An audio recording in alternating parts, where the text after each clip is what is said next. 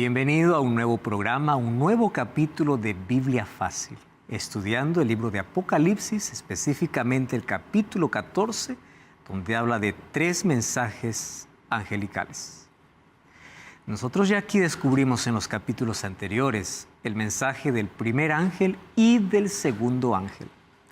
Ahora vamos a sumergirnos en el mensaje del tercer ángel. Y ese mensaje trae un juicio, trae una advertencia de lo que sucederá si es que alguien no entiende o no atiende el mensaje del primer ángel y del segundo ángel.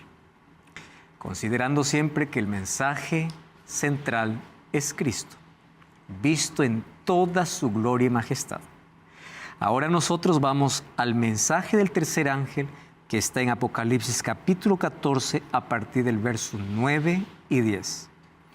Allí vamos a descubrir algunas verdades que son necesarias conocer en este tiempo. ¿Por qué razón? Porque así como la verdad fue pisoteada por muchos siglos, la verdad también tiene que ser restaurada y proclamada. Por eso, bienvenido a Biblia Fácil. Cuánto me alegra poder saludarte, tú que estás allí en un sofá, estás allí acompañando por internet, en casa, estás en el cuarto, en la sala, en un amigo, no sé. Qué lindo es que puedas ahora detenerte para que juntos podamos estudiar un tema tan importante como el mensaje de advertencia que Dios da para el mundo en el tiempo del fin. Mi abrazo, mi cariño para ti. Gracias por acompañarnos y compartir siempre estos contenidos. Que Dios te bendiga. Bienvenidos amigos a un capítulo más de nuestro fascinante estudio de Apocalipsis capítulo 14. Antes de poder continuar, yo quiero ofrecer para nuestros amigos esta revista, Biblia Fácil Apocalipsis, diseñada para que juntos podamos comprender el mensaje que Dios tiene a través del último libro de la Biblia. Puedes solicitarlo a través de nuestro número de WhatsApp que aparece aquí en pantalla, o también tú puedes ingresar a nuestro sitio web estudielabiblia.com. Ingresa allí, vas a encontrar diversos contenidos que van a ayudarte a comprender mejor el plan de salvación. ¿Listos para un nuevo capítulo? Vamos entonces, antes de abrir la Biblia, vamos a orar. Gracias, Señor, te damos por el privilegio que tenemos una vez más de ver tu palabra.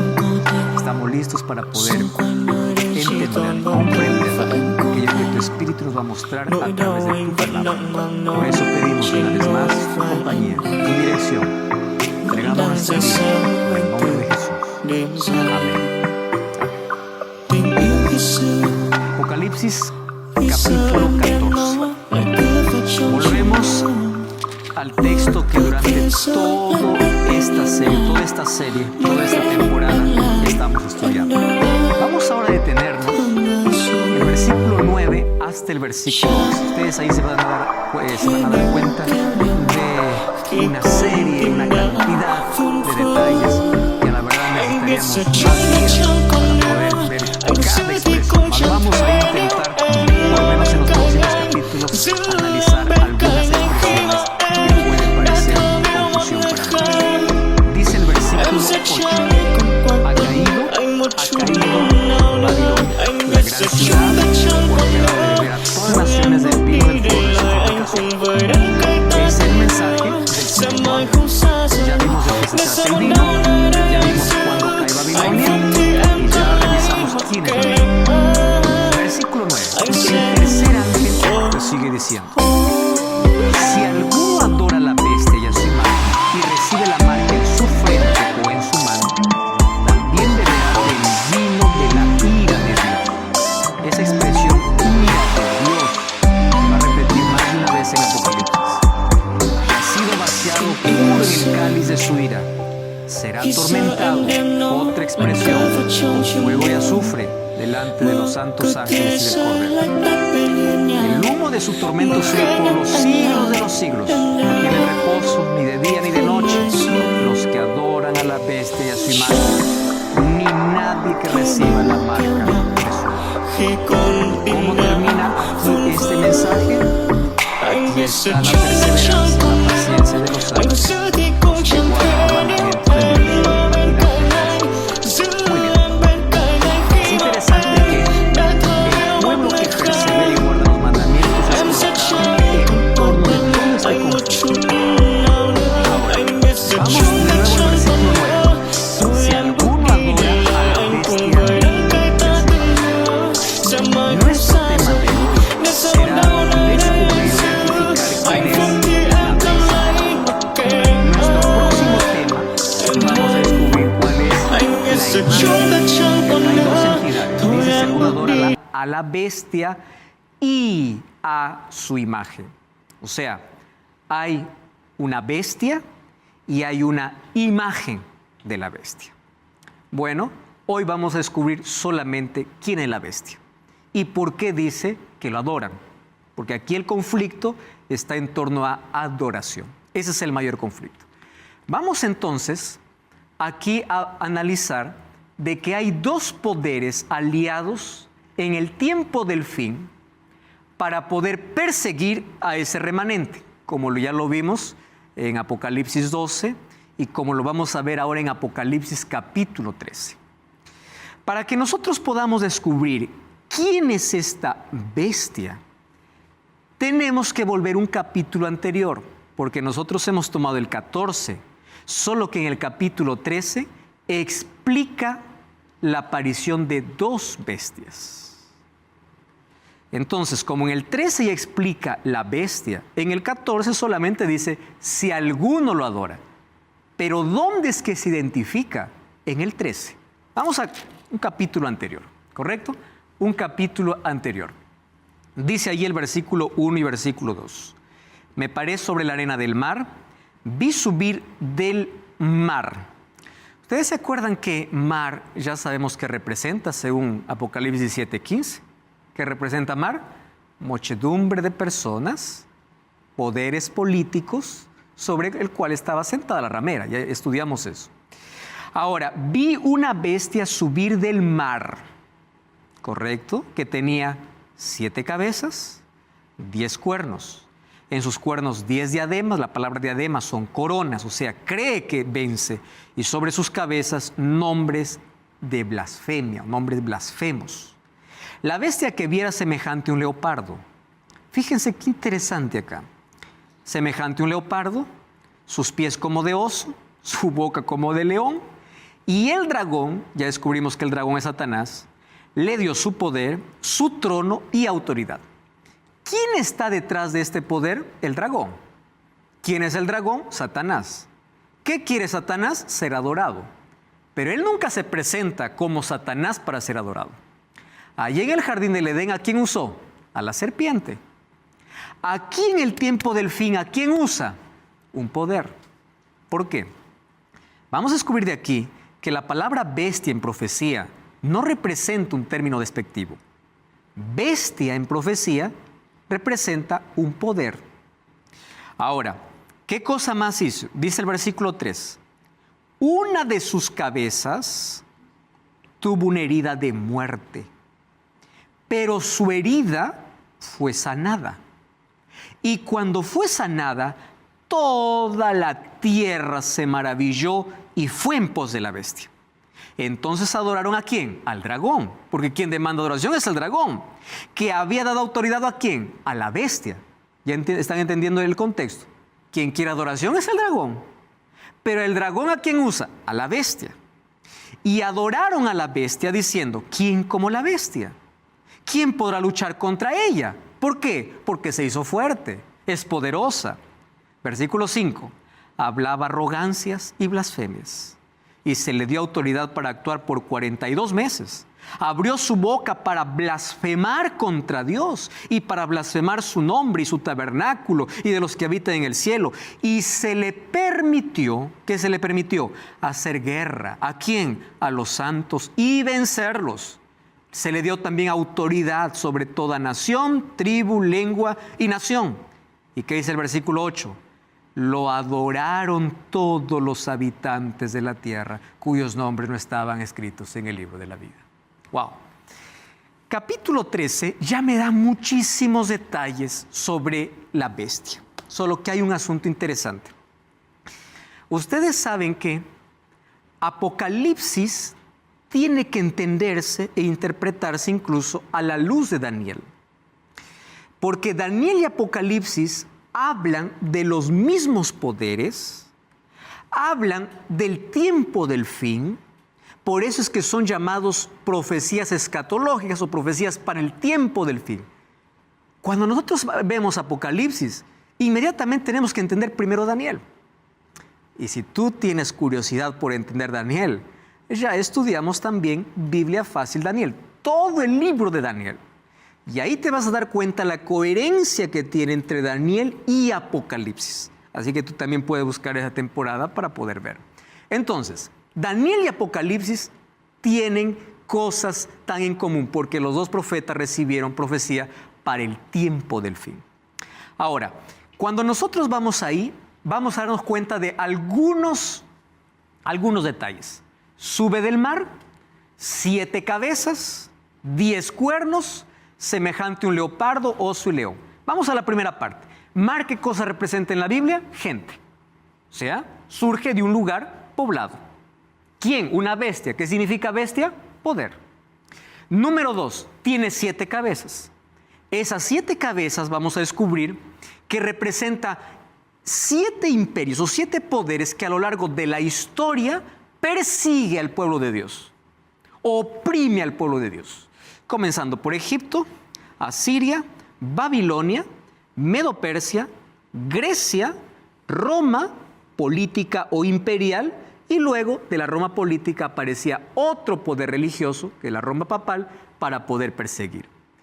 A Roma también se le conocía como la ciudad de las 7 colinas o de los 7 montes. Solo que esta tiene 10 cuernos. Interesante que esta bestia es idéntica y parecida a lo que Daniel habla en Apocalipsis capítulo 7. Y esos 10 cuernos, ¿qué cosa representan? 10 poderes, políticos también. Ahora vamos a ver de qué se trata. Si ustedes ven, esta bestia tiene algún parecido a un texto que nosotros ya leímos. ¿Qué cosa? Semejante a un leopardo, pies como de oso, boca como de león. ¿A qué les hace recordar ese texto? ¿Recuerdan ustedes los 4 animales de Daniel capítulo 7? Los imperios, ¿como qué estaban representados? Como león, como oso, como leopardo. ¿Recuerdan? Y después, ¿quién aparecía? ¿Quién representaba a Roma? Un animal feroz, un animal que no hay manera de describirlo, cruel. Muy bien. Quiere decir que esta bestia surge del 4.º imperio.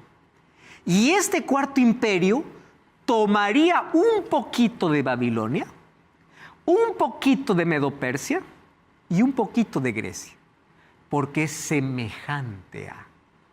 Entonces, para entender esta bestia y ver la similitud que existe con Apocalipsis 13, vayamos al libro de Daniel. Y en el libro de Daniel vamos a encontrar algunos detalles interesantes. Aquí apenas los símbolos, ¿no? Cuerno significa poder político, herida mortal significa que dejó de estar activa, herida sanada significa que va a reanudar sus actividades, 10 coronas significa la autoridad política que tiene y pretende adoración y soberanía sobre la tierra. Muy bien, esos son los detalles que nos faltaba explicar del texto que nosotros hemos leído. ¿Qué sucede?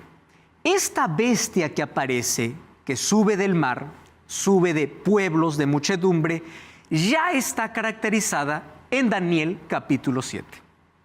Daniel capítulo 7, yo no voy a repetir porque esto ya expliqué en un programa anterior, los detalles de cada poder. Cada imperio representado por Babilonia, Medo-Persia, Grecia y Roma. Solo 4 imperios. Ustedes saben el intento de Napoleón Bonaparte, de Carlomagno, de Carlos V, de poder unificar nuevamente, ser un imperio, y cuando estaban a punto de lograrlo, no lo conseguían. Porque la Biblia dice, solo 4. El 5.º, ¿cuál será? El de Cristo. ¿Correcto? Solo 4 imperios en la historia. Ahora, presten atención. Babilonia del 605 al 539. Medo-Persia invadió a Babilonia, desviando el río Éufrates. Fue conquistada. Medo-Persia es conquistada por Grecia. En la batalla de Arbela pierde contra Alejandro Magno. aquel muchacho que junto con su ejército recorrió miles de kilómetros, un vicio lo destruyó, el alcohol. En el año 331 comienza Grecia, solo que Alejandro muere muy joven. Y como muere muy joven, sus 4 generales toman posesión del imperio.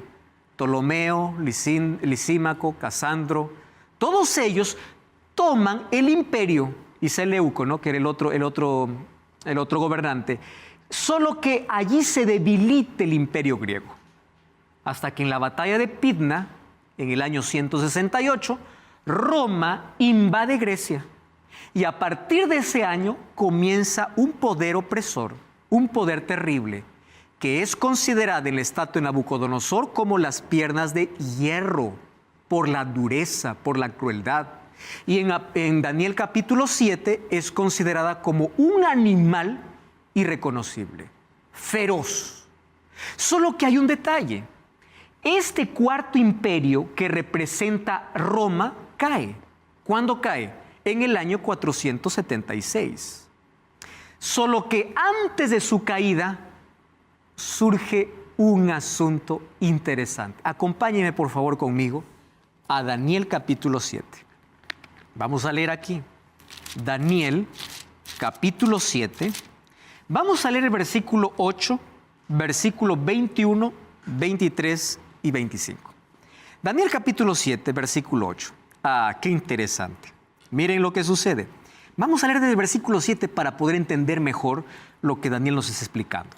Después de esto miré yo en la visión y vi la cuarta bestia. ¿Cómo era la cuarta bestia? Espantosa, terrible, fuerte. Tenía grandes dientes, devoraba, desmenuzaba, pisoteaba. Era diferente a todas las bestias que había visto antes. ¿Y qué cosa tenía, dice? ¿Cuántos cuernos? 10 cuernos. ¿Recuerdan la bestia de Apocalipsis 13? ¿Cuántos cuernos tiene? 10. Ahora, presten atención acá. Mientras yo contemplaba los cuernos, ¿en qué se fijó Daniel cuando estaba mirando la bestia? En los cuernos. Yo estaba mirando los cuernos, otro cuerno pequeño salió entre ellos. O sea que tuvo 11 cuernos. No. Pero cuando él surge, dice que delante de él fueron arrancados 3. Ojo con ese detalle. Tiene 10, pero de los 10, cuando surge un cuerno pequeño, son arrancados ¿cuántos? 3. Presten atención aquí al detalle. Este cuerno tiene ojos como de hombre. ¿Saben qué significa ojos de hombre aquí? Inteligencia, sagacidad. ¿Qué más dice? Y tiene una boca que habla con gran insolencia. Bueno, vamos un poquito adelante. Vamos ahí al versículo 21. Veía que este cuerno, ¿de qué cuerno está hablando? Del cuerno pequeño. Hacía guerra ¿contra quién? Contra los santos y los vencía. ¿Recuerdan Apocalipsis 13 que esa bestia qué cosa se le da autoridad? Para perseguir ¿a quién? A los santos y vencerlos. Lo mismo de acá. Miren lo que dice el versículo 23. Y dijo así: la cuarta bestia será un cuarto reino, pero este reino será diferente. ¿Están leyendo ahí la Biblia? ¿Ustedes saben por qué dice que será un reino diferente?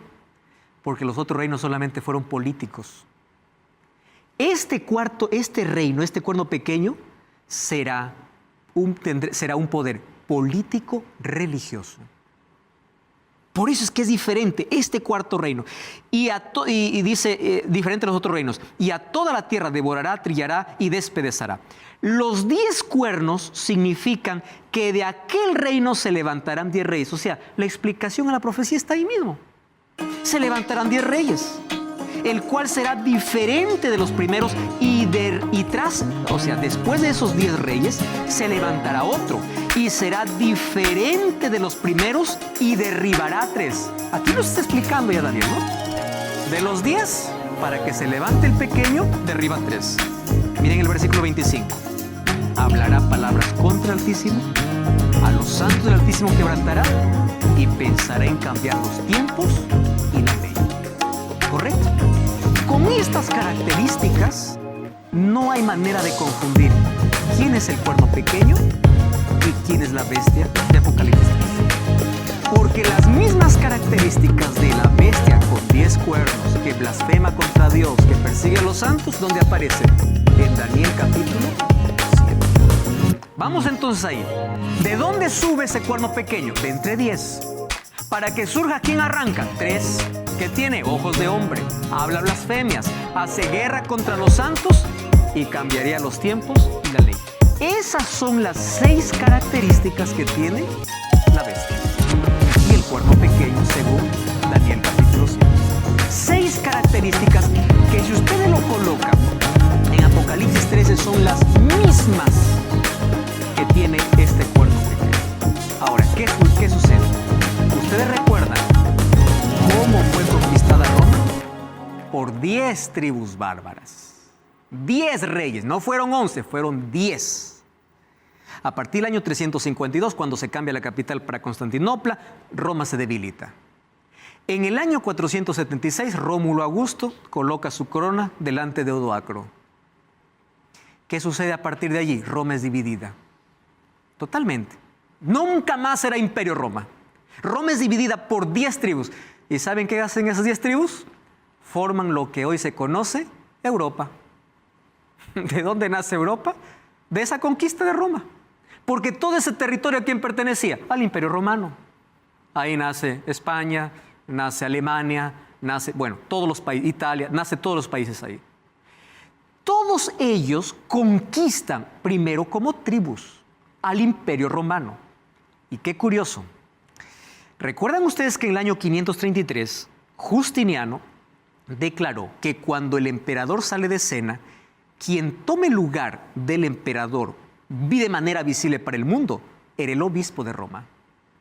Y ese obispo fue declarado la cabeza de todas las iglesias. Pero luego ganó un espacio político, porque era un poder político religioso.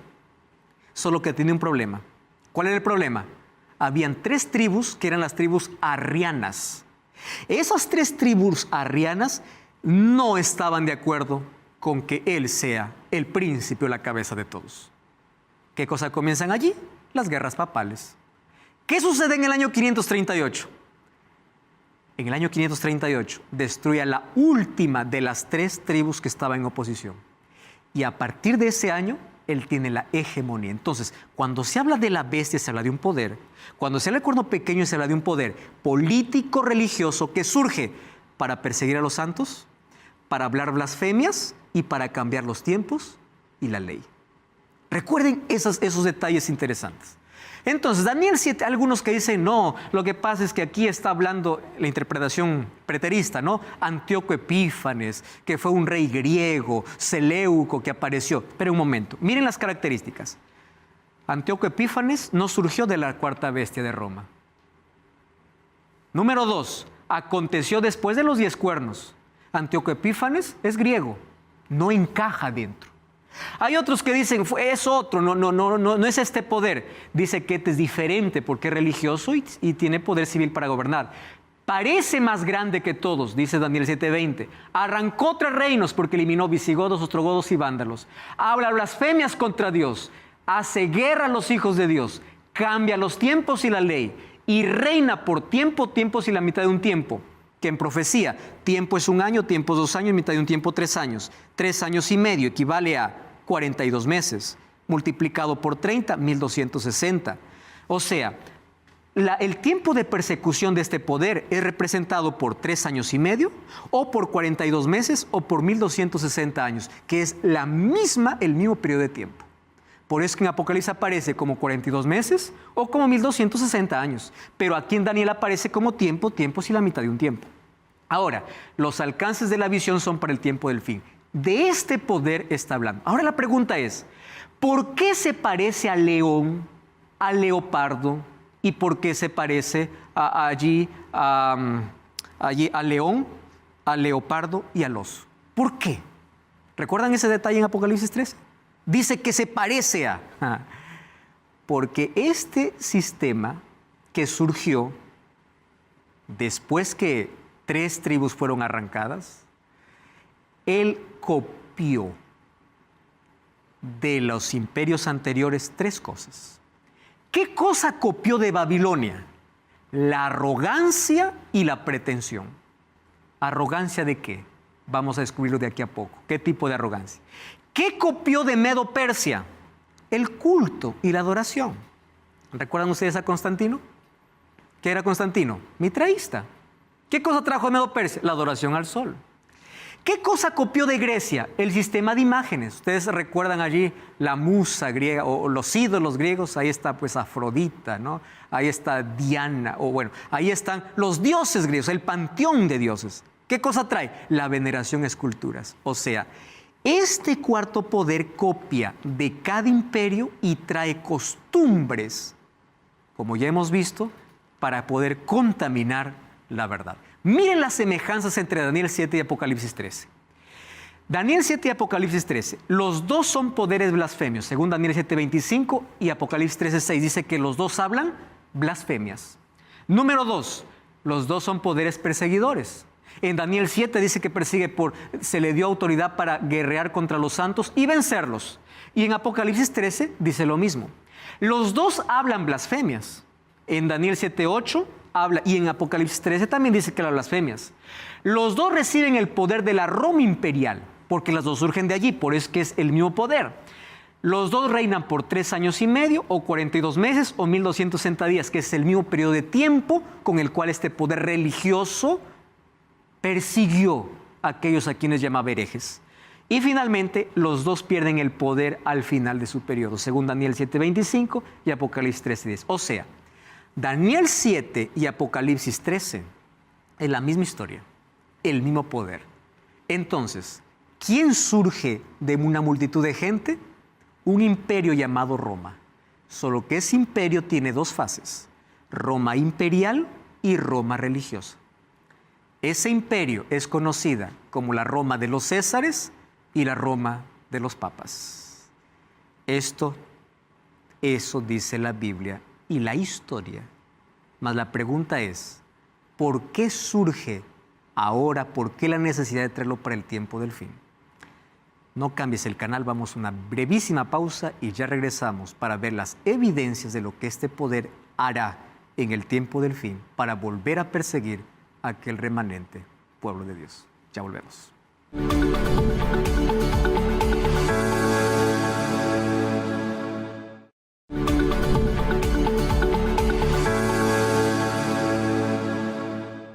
Estamos de regreso aquí en Biblia Fácil. Tengo en mis manos un curso bíblico que hoy mismo puede estar en tu casa también. Y puedes solicitarlo a través de nuestro número de WhatsApp que aparece en tu pantalla. El curso bíblico Biblia Fácil Apocalipsis. Vas a comprender grandes verdades que sin duda van a enriquecer tu vida. Solicítalo ahora mismo o ingresa a nuestro sitio web estudialabiblia.com y vas a encontrar que es un sitio lleno de cursos bíblicos para que puedas conocer mejor sobre la palabra de Dios. Muy bien, estamos identificando la bestia, porque el Apocalipsis capítulo 14, el mensaje del tercer ángel, ¿a quién saca a relucir en primer lugar? La bestia. Si alguno adora a la bestia. Muy bien. Ya vimos aquí algunas características y algunas semejanzas entre Daniel 7 y Apocalipsis 13. Vamos a analizar, ¿les parece? Característica por característica, no de manera detallada, pero por lo menos las que más sobresalen. Vamos a la primera. ¿Qué cosa dice Apocalipsis 13:5 y Daniel 7:25? ¿Qué cosa dice Apocalipsis 13:5? Se le dio boca para que hable grandes cosas y blasfemias. ¿Qué dice Daniel 7:25? Hablaba palabras contra el Altísimo. ¿Qué cosa hablaba? Blasfemias. Entonces, la característica sobresaliente de este poder de Apocalipsis 13 y de Daniel 7, su primera cualidad, ¿qué cosa es? Habla blasfemias.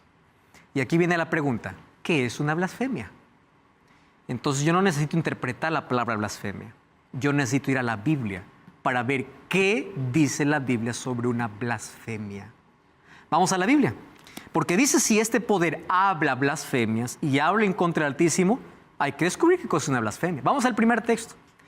Marcos 2:5-7. Los escribas y fariseos comenzaron a cavilar diciendo, ¿quién es este que habla blasfemias? ¿Quién puede perdonar pecados si no solo Dios? Solo que ellos tenían un problema, ¿no? Con Jesús no era blasfemia, porque Jesús era el Dios encarnado. Pero una blasfemia es considerado en la Biblia a un hombre que se hace pasar por Dios. ¿Qué cosa es eso? Blasfemia. ¿Acusaban a Jesús de qué? De blasfemia. Solo que la acusación contra Jesús no era verdadera. ¿Por qué? Porque si Jesús sí tenía poder para perdonar pecados. Pero aquí está el concepto. ¿Qué es blasfemia? Alguien que quiere colocarse en lugar de Dios para perdonar pecados, o alguien que dice ser igual a Dios. Y para esto yo no quiero hablar por mi propia cuenta, sino vamos a los documentos. ¿Les parece? Vamos a los documentos. Primer documento. Afonso de Ligorio. Dice así.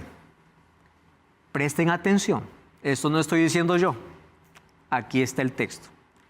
El sacerdote ocupa el lugar del Salvador, porque al decir ego te absolvo, o sea, yo te perdono, te absolvo de pecado, para perdonar un solo pecado se requiere de la omnipotencia de Dios, mas lo que únicamente Dios puede hacer por su omnipotencia, el sacerdote también puede hacerlo diciendo ego te absolvo a peccatis tuis. Interesante, ¿no? También puedo hacerlo. ¿Cómo se llama eso en la Biblia? Blasfemia. Miren lo que dice. Inocencio III escribió: en verdad, no es exagerado decir, en vista del carácter sublime de su cargo, los sacerdotes son otros dioses. Oiga, esto no me lo estoy inventando yo. ¿Saben qué cosa es blasfemia? Canon católico, Concilio de Trento. Miren lo que dice. En la confesión al sacerdote tiene el poder, ojo con esta expresión, poder de perdonar todos los crímenes cometidos después del bautismo. Cuando un delincuente confiesa sus pecados al sacerdote, todos los delitos no solo son perdonados, sino también son destruidos y el criminal se convierte en una nueva persona. O sea, tú no necesitas ir a Cristo para ser nueva criatura. Tú necesitas ir ¿a dónde? A un sacerdote. ¿Cómo se llama esto? Blasfemia. Ustedes saben que el perdón tiene dos dimensiones, ¿no? Mi pecado contra Dios, confieso a Dios. Yo ofendí a alguien, pido perdón a alguien. O sea, el perdón también existe de manera horizontal. Pero cuando es una ofensa para con Dios, yo no necesito un intermediario, porque mi único intercesor, ¿quién es? Cristo. Pero aquí, ¿qué cosa se coloca? Un poder blasfemo. Pero aquí viene la otra característica de blasfemia. Juan 10, 30 al 33. Yo y el Padre uno somos, dice Jesús. Los judíos volvieron a tomar piedras para apedrearle. Jesús le respondió: cosas buenas, muchas buenas obras he mostrado de mi Padre. ¿Por cuál ustedes me apedrean? Y respondieron ellos: no por buena obra, sino por blasfemia, porque tú siendo hombre te haces pasar por Dios. ¿Los judíos estaban equivocados? Claro. ¿Por qué razón? Porque Jesús sí era Dios, el Dios encarnado. ¿Y qué cosa es una blasfemia aquí? Aquel que se hace pasar por Dios. Déjenme mostrar otra vez aquí registros. Y cuando muestro registros es algo que obviamente nadie puede negar. Ustedes saben que el Papa León XIII dijo literalmente lo siguiente: los papas tenemos sobre la tierra el lugar del Dios Todopoderoso. ¿Saben qué cosa dice Lucius Ferrari en el Diccionario Eclesiástico Católico? Dice así: el Papa es de tan grande dignidad y exaltación que no es un mero hombre. ¿Qué dice? Es como Dios y sustituto de Dios. ¡Wow! Es de tan grande autoridad y poder que puede modificar, explicar e interpretar. O sea, Él sí puede modificar la Biblia si es que le da la gana. Bonifacio VIII. Declaramos, definimos y proclamamos que cada ser humano debe someterse al pontífice romano para que sea salvo. ¿Quién está diciendo esto? El mismo poder. Segunda característica. Miren, aquí traje un libro interesantísimo. Yo tuve que comprar el libro porque me llamó tanto la atención. Este libro se llama El Papa y el Concilio. El Papa y el Concilio es escrito por Janus, un sacerdote alemán. Ruy Barbosa es quien trae una versión y traducción de ese libro. Y déjenme leerles aquí lo que dice en la página 132, lo que está aquí. Dice así: cuando se habla sobre la infalibilidad y divinidad del Papa, no es una metáfora, es un enunciado literal de la doctrina ortodoxa enseñada en los libros ultramontanos. El Papa es Jesucristo en la tierra en cuanto a autoridad y lo que Cristo es para con Dios su Padre. ¿Saben qué cosa dice en la página 133 de este libro? Aquí yo resumí. El formulario de acto de fe de los nuevos católicos convertidos al papismo, elaborado en 1674, antes de 1798, por los jesuitas, contiene estas declaraciones. Presten atención a las declaraciones. Confesamos y creemos que el pontífice romano es vicario de Cristo, que puede a su voluntad absolver pecados a los hombres, preservarlos del infierno o enviarlos allá. Número 2. Confesamos que las instituciones creadas por el Papa, ajenas o inherentes, no importa si es contrario a las Escrituras, son divinas y santas. Es divino y santo. Confesamos que el Santísimo Padre debe recibir las honras divinas como Cristo. Confesamos que el pontífice romano tiene poder para alterar o aumentar las Escrituras de acuerdo a su conveniencia. ¿Quién le dio ese poder? La respuesta es simple. ¿Recuerdan ustedes en Apocalipsis 13? ¿Quién le dio el poder? Dragón. Ahora fíjense, dice que habla blasfemias, pero hay una segunda característica. ¿Cuál es la segunda? Apocalipsis 13:5 y Daniel capítulo 7 dice que se le da autoridad para actuar 42 meses y se le permite hacer guerra contra los santos y vencerlos. También se le da autoridad sobre tribu, nación, pueblo y lengua. No necesitamos aquí decir nada, solo revisar la historia y ver todo el martirio que sufrieron aquellos supuestos herejes al no obedecer la voz del Papa. Ustedes saben que hace un tiempo atrás Papa Francisco fue a pedir perdón, ¿no?, a los valdenses por todo el tiempo de persecución y de sangre que según Apocalipsis dice que está embriagada de esa sangre. ¿Por qué persigue por tiempo, tiempos y medio tiempo? Aquí tenemos el conteo, ¿no? ¿Qué cosa significa? Un tiempo, un año, 2 tiempos, 2 años, medio tiempo, medio año, total son 3 años y medio, tiempo, tiempos y la mitad de un tiempo. 3 años y medio es igual a 42 meses, ¿verdad? Es igual a 42 meses, porque un año tiene 12, 2 años 24, medio año 6, igual 42.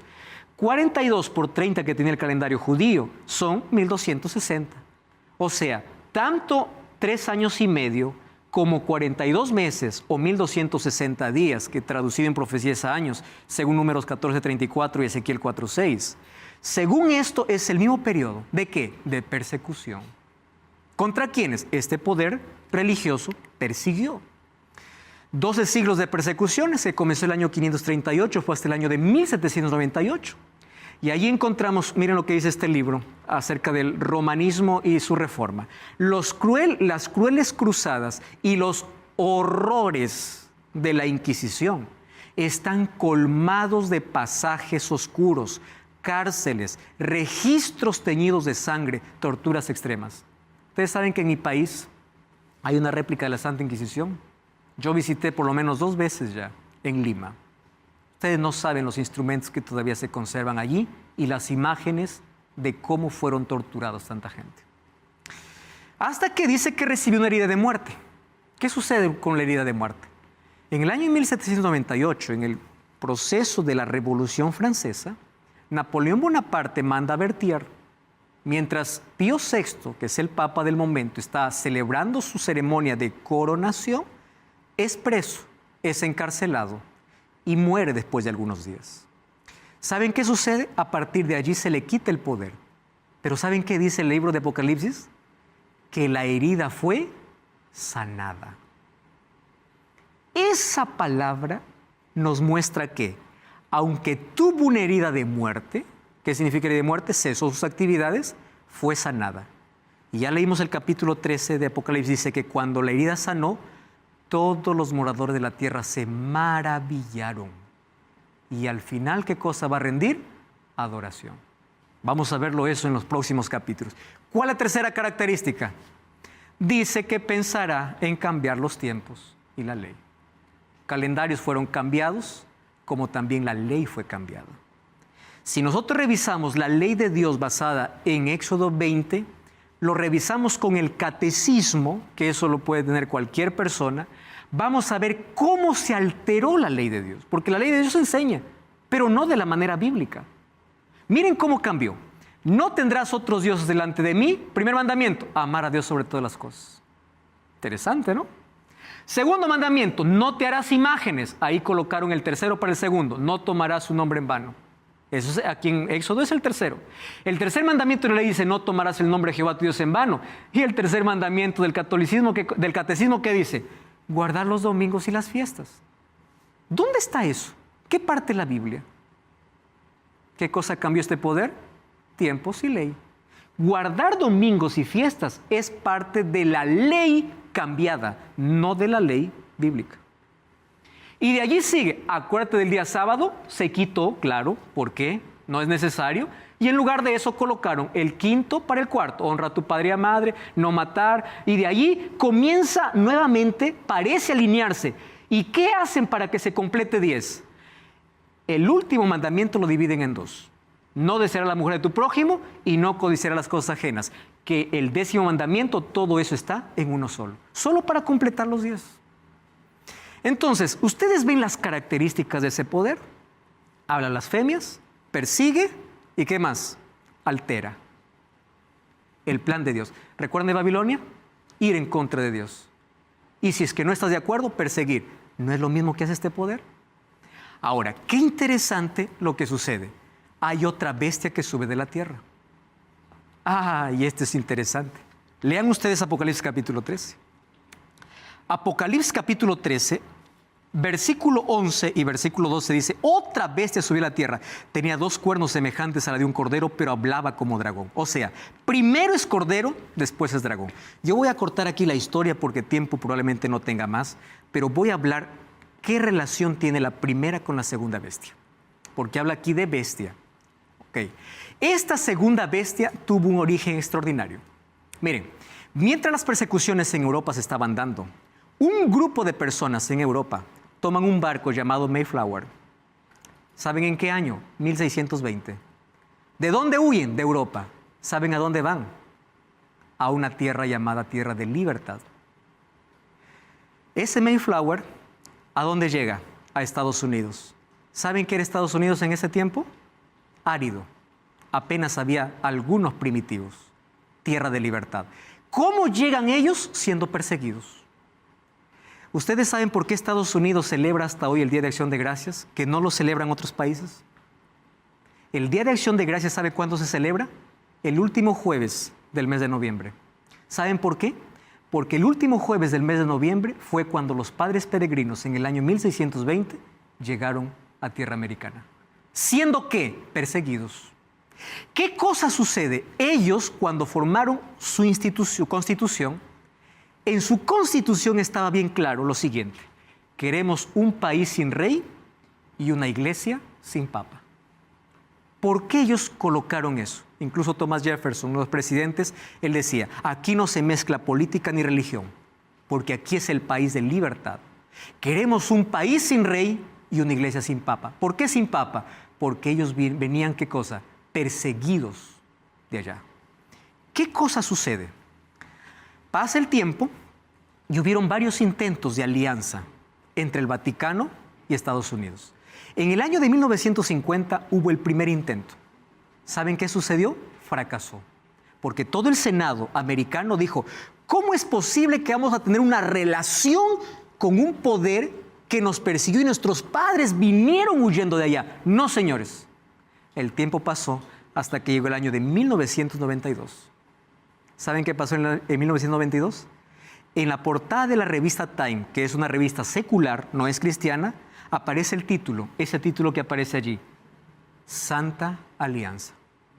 ¿Qué cosa sucedió en 1992? En 1992, un 24 de febrero, comienzan las relaciones políticas. William Wilson es el primer embajador americano en ir hasta el Vaticano para poder ser el comienzo de las paces y de las buenas relaciones. ¿Saben qué cosa es lo curioso de la profecía? Hoy no me dio tiempo para poder ver los detalles de la segunda bestia. Sin embargo, de ahí podemos analizarlo un poco mejor. Este poder dice que comienza como cordero, pero luego hablará como dragón. ¿Por qué como cordero? Porque ustedes saben que este poder hoy es la tierra de libertad. Las leyes se respetan. La religión está separada del poder civil por el religioso, totalmente diferente. Habla como cordero. ¿Ustedes saben dónde está la mayor parte de sedes de religiones del mundo? Aquí, allí. Pero un día hará una alianza y esa libertad se convertirá en oposición y le hará una imagen a la primera bestia, porque desde hoy esto ya es una autoridad mundial. Capítulo 13, versículo 15 dice: se le permitió infundir aliento a la imagen de la bestia para que la imagen, esta imagen, hablase y hiciese matar a todo el que no la adorase. Y hacía que todos, pequeños y grandes, ricos y pobres, libres y esclavos, se les pusiese una marca en la mano derecha o en la frente. Esa marca vamos a ver en los próximos capítulos. Pero por hoy encontramos dos poderes que en el futuro se aliarán. Porque en el capítulo 13 aparece que la primera bestia está unida a la segunda bestia. Y la segunda bestia un día levantará un edicto.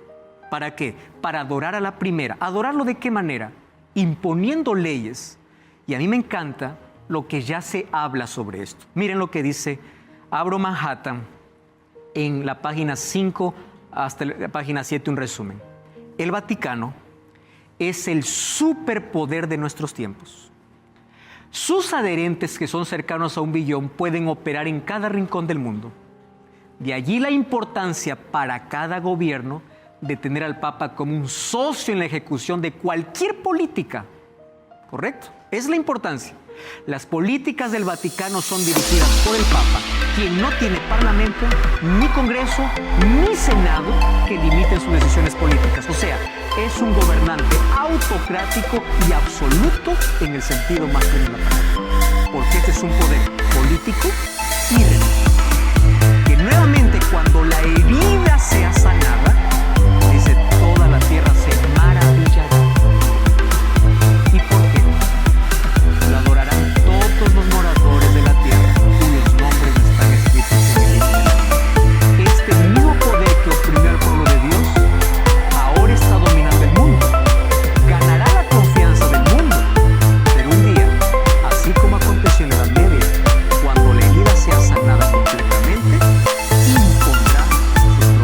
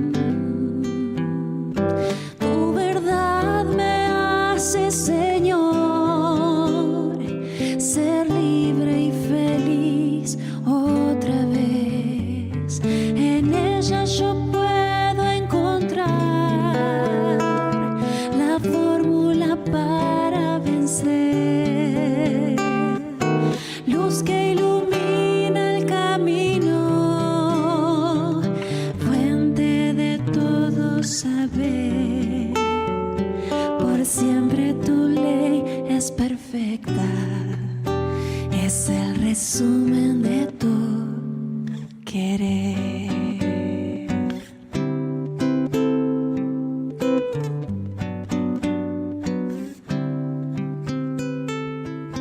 En tus veredas, Señor, yo quiero también caminar de la fuente de vida, Señor.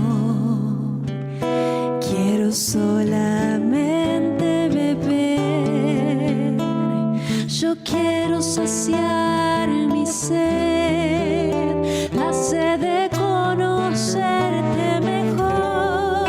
Yo soy tu hijo, tú mi papá, no me soltaré de tu mano jamás. Tu verdad me hace, Señor, ser libre y feliz otra vez. En ella yo puedo encontrar la fórmula para vencer. Luz que ilumina el camino, fuente de todo saber. Por siempre tu ley es perfecta, es el resumen de tu querer.